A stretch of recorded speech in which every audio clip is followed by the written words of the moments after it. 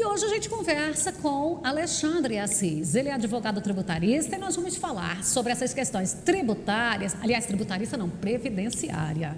Já estou trocando aqui. Boa tarde, Alexandre. Boa tarde, Fabélia. Muito obrigado pelo convite e a todos os telespectadores que estão aí nos assistindo.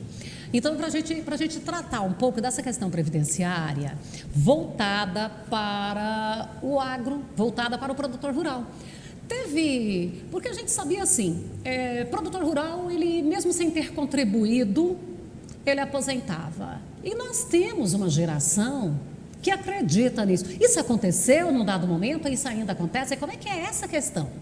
Então, Fabélia, até uma das grandes preocupações nossas enquanto advogados previdenciários é trazer essa informação para os produtores rurais, uma vez que, ao longo do tempo, a legislação foi sofrendo algumas alterações. E essas alterações foram substanciais, uma vez que houve uma divisão, digamos assim, de subgêneros entre o produtor rural, posto que temos o segurado especial, que podemos dizer que é aquele pequeno produtor rural, e temos o contribuinte individual rural, que é aquele produtor rural que tem uma propriedade onde é explorada a atividade com um tamanho um pouco maior, ou até mesmo a atividade explorada é incompatível com a categoria do segurado especial. Você me perguntar, qual que é a diferença entre o produtor rural segurado especial e o produtor rural contribuinte individual? O que a legislação trouxe?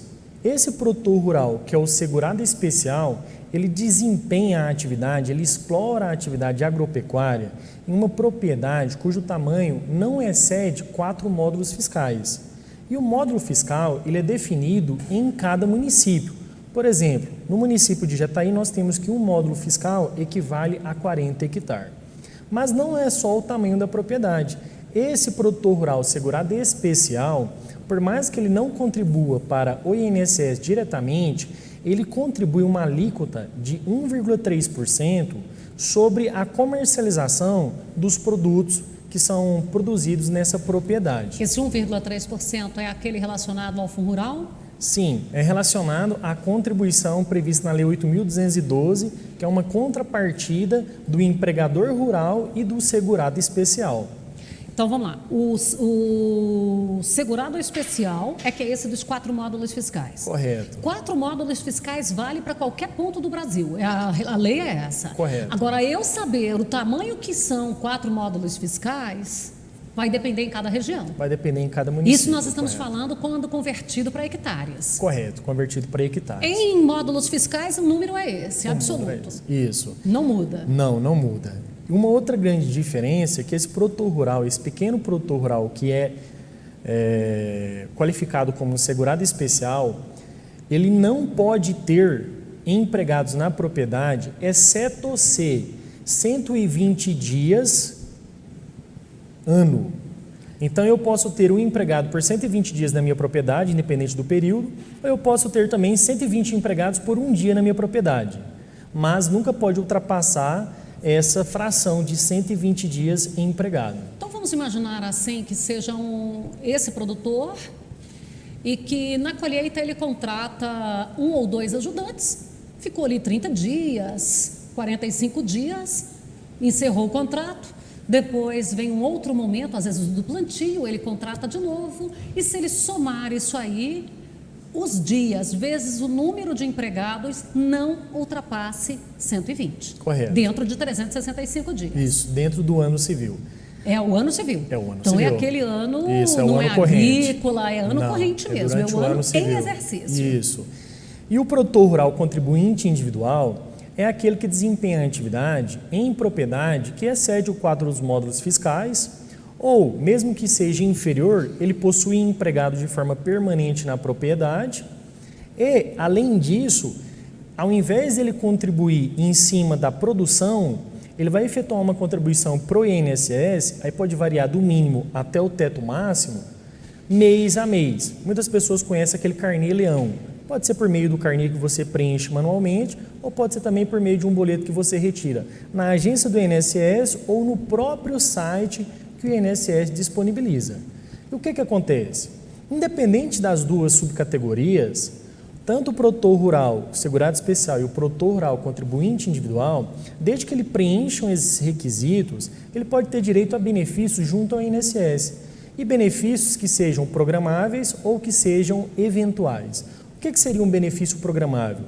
Nós, a maioria das pessoas, sempre almeja uma aposentadoria ao final da sua vida laboral. Então, esse produtor rural segurado especial ou produtor rural contribuinte individual, desde que comprove a atividade rural ou esteja contribuindo efetivamente mês a mês, quando ele alcançar a idade, ele pode postular junto ao INSS essa aposentadoria. Qual é a idade? Se for o produtor rural segurado especial, por mais que teve alteração na legislação agora por conta da emenda constitucional número 103, a tão famosa reforma da Previdência, o produtor rural segurado especial, se homem, ele pode requerer aposentadoria com 60 anos, se mulher com 55 anos, desde que comprove pelo menos 180 meses de efetivo exercício de atividade rural. 180 meses eu vou ter 15 anos de contribuição. Correto. Diferentemente, a idade para o produtor rural contribuinte individual é de 65 anos se homem e 62 anos se mulher. Até teve uma alteração na reforma da Previdência, porque a idade para a mulher antes era 60. E eles acresceram 2 anos e colocaram até um período de transição, que é um acréscimo de 6 meses a cada ano, partindo desse ano de 2020. Então, 2020 são 60,5. 2021, 61. 2022, 61,5. 2023 chega-se aos 62 anos. É aquele gradativo. Sim. E diferentemente do segurado especial, esse contribuinte individual rural, ele tem que efetuar as contribuições por também 180 meses, então ele não precisa provar a atividade. Por quê? O simples fato de ele efetuar o pagamento já é suficiente. Aí isso a gente fala só de benefício programável. Nós temos benefícios que não são programáveis e eu gosto muito de exemplificar o auxílio-doença, que é um benefício eventual, seja por um acidente de trabalho, seja por uma doença, a pessoa fica afastada por um período temporário das suas atividades, ele tem direito de requerer, diante de uma perícia médica junto ao INSS, o recebimento desse benefício. Dependendo da gravidade do caso, o próprio médico do INSS pode direcionar ele para um auxílio-acidente, para uma reabilitação profissional ou então para uma aposentadoria que hoje se chama aposentadoria por incapacidade permanente, que é a antiga aposentadoria por invalidez. Esses nomes vão mudando, é só porque eles começam a achar que por invalidez é muito agressivo. Então é só picuinha mesmo, tá? Correto. Na verdade é a mesma coisa. A finalidade é a mesma. E nós temos também a pensão por morte, que é um benefício direcionado para o dependente. Esse dependente pode ser um companheiro, companheira, cônjuge, filhos menores de 21 anos ou filhos que são maiores de 21 anos, mas que são inválidos, tá bom? Então, assim, são benefícios que o produtor rural, seja ele segurado especial ou contribuinte individual, desde que ele atente à comprovação da atividade ou então ao pagamento das contribuições, respeitando esses requisitos, o tamanho da propriedade, se pode utilizar o empregado ou não, até ter uma visão um pouco mais extensiva do Poder Judiciário quando se trata da análise desses benefícios, que ele analisa até mesmo a atividade que é explorada. Então, por mais que eu seja um pequeno produtor, exploro a agricultura em uma propriedade de 120 hectares, considerando que já está aí o módulo fiscal é de 40 hectares, está respeitando a questão da modulação. Mas eu utilizo maquinário, eu tenho um faturamento alto por conta da região, uma região que tem uma pluviosidade alta. Então, o próprio... A capacidade produtiva. A capacidade produtiva, a atividade econômica e o faturamento. Então, o próprio judiciário reconhece que esse não é um pequeno produtor. Aí a gente falando ali daquela situação de 4 módulos fiscais, e vamos imaginar, tem um sitiante, um chacareiro, imagine ele tem 60 hectares, produz folhagens, porque é normal, às vezes assim, um produtor de tomate, ele não precisa de uma área tão grande, ele tem tomate, ele tem berinjela, alface, mas é aquela rotatividade de trabalho, inclusive com funcionários, porque o trabalho é intenso. Esse, ele foge daquela condição dos 4 módulos fiscais que tem que ter que só pode ter 120 dias de trabalho de empregado? Correto, Fabíola. Por quê? Na realidade, os requisitos eles são cumulativos. Então, o primeiro requisito que você utiliza como excludente é a questão do tamanho da propriedade. Todavia, se porventura esse produtor rural faz uso de empregado e foge da regra de 120 dias por pessoa durante o ano civil, ele deixa de ser segurado especial e passa a ingressar na categoria de contribuinte individual rural, onde ele tem que efetuar as contribuições mês a mês durante um período de 180 meses.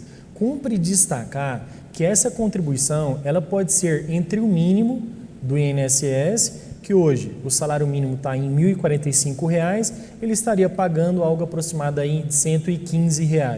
E também até o teto máximo, que hoje na Previdência está de R$ 6.101,06, que ele iria pagar um percentual de 20%, que iria variar ali R$ 1.220. Então, assim, ele pode fazer a opção entre o mínimo e o teto. Não existe, Alexandre, eu vou pagar então em cima de 2 salários. Você vai pagar proporcional a 2, porque futuramente, quando você for requerer o benefício, a atualização desse valor não é comparando com o salário mínimo, é comparando com o valor. Então, utilizou o empregado durante um período superior ao que está previsto, você sai da categoria de segurado especial e vai para a categoria de contribuinte individual rural. E ali, quando eu chego naquela situação de que já estou com 70 anos e não me enquadrei, tem alguma solução? Fabélia, se porventura a pessoa não conseguir comprovar uma atividade rural que desempenhou ao longo da sua vida laboral, porque como eu disse inicialmente, a legislação ela foi sofrendo mutações e muitas das vezes os requisitos que foram sendo implantados foi excluindo um ou outro produtor das categorias.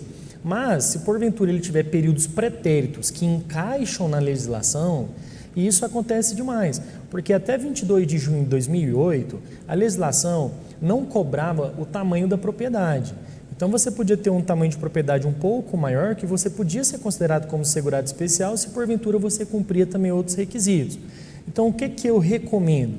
Muitas das vezes você tem que fazer uma leitura, um raio-x de todo o período da vida laboral, que pode ser que existem períodos que podem ser considerados e você consegue encaixar com algumas contribuições agora no presente. Se porventura de tudo não conseguir, o INSS também mantém um benefício que se chama benefício assistencial, tanto ao idoso como ao portador de deficiência. Esses benefícios eles são vinculados à assistência social, mas são mantidos também pelo INSS. Então pode ver se encaixa em algum deles e, se for o caso, estar postulando também esses benefícios.